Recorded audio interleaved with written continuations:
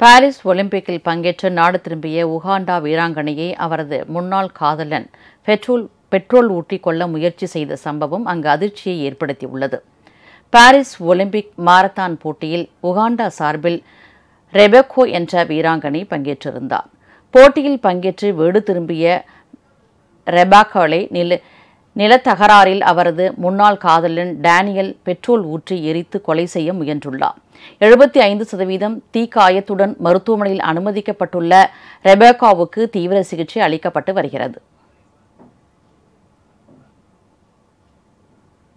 உங்கள் ராஜ் நியூஸ் தொலைக்காட்சியில் திங்கள் முதல் வெள்ளி வரை தினந்தோறும் பிற்பகல் 2 மணிக்கு உங்கள் பகுதியில் உள்ள குறைகளை நேரலையில் தெரிவிக்கும் புகார் பெட்டி நிகழ்ச்சி.